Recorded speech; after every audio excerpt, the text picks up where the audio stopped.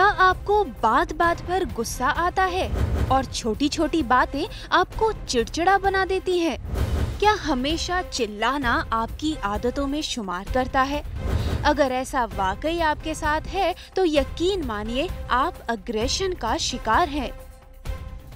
अगर हम देखें तो एग्रेसिव बिहेवियर क्या होता है? एग्रेसिव बिहेवियर को हम लोग ये मान के चलते हैं कि जो बिहेवियर अनप्लेजेंट है या अनवांटेड है।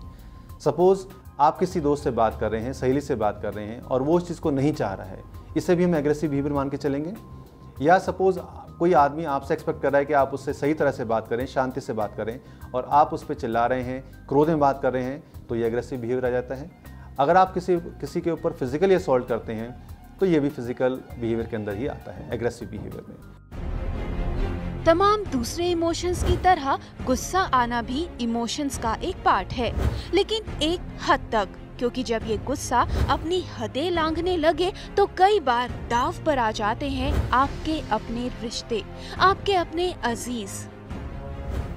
अग्रेशन सिर्फ बड़ों में ही नहीं बच्चों में भी देखा जाता है, क्योंकि ये बचपन से ही उनके बिहेवियर में शामिल हो जाता है, जो ना सिर्फ हमारे बच्चों की अपब्रिंगिंग पर असर डालता है बल्कि उनके फ्यूचर को भी डिस्टर्ब कर सकता है।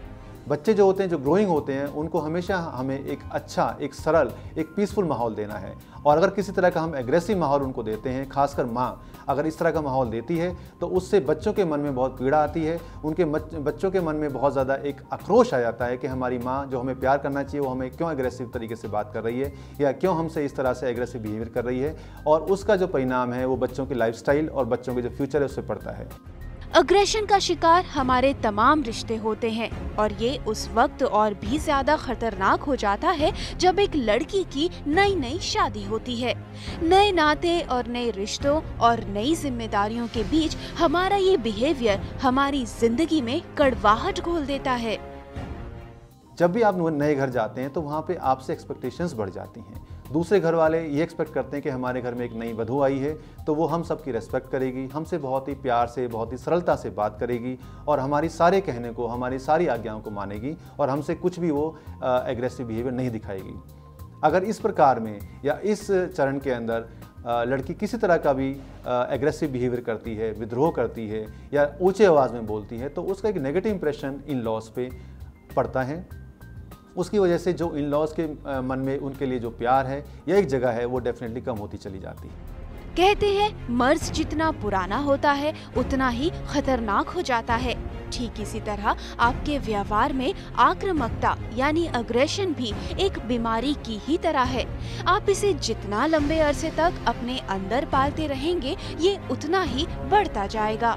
ऐसे में सबसे कारगर तरीका यही है कि आप अपने अग्रेशन की वजहों को ढूंढें और अपनी फीलिंग्स को दूसरों के साथ शेयर करें या जरूरत महसूस होने पर किसी एक्सपर्ट की सलाह भी जरूर लें।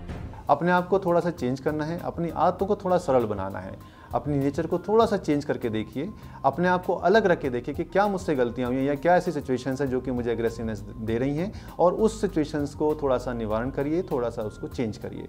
इसी प्रकार से आप गहरी गहरी सांस भी ले सकते हैं। अगर फिर भी ज़्यादा दिक्कतें बढ़ती हैं तो किसी भी मनोवैज्ञानिक का या किसी मनोचिकित्सक की आप हेल्प ले सकते हैं और काउंसलिंग करा सकते हैं ताकि आपके जो एग्रेसिव बिहेवियर है ये CBT से या कॉग्निटिव बिहेवियर थेरेपी से ये चेंज हो सके। हमेशा याद रखिए, आपका पल भर का गुस्सा और एक गलत कदम आपकी पूरी जिंदगी की जमा पूंजी यानी आपके रिश्तों को देखते ही देखते बर्बाद कर सकते हैं। इसलिए वक्त रहते अपने बिहेवियर से अग्रेशन नाम के इस स्लो पॉइजन को निकालकर बाहर फेंक दीजिए ताकि कभी भी आपके और आपके अपनों के दरमियान दूरियां ना आ सके।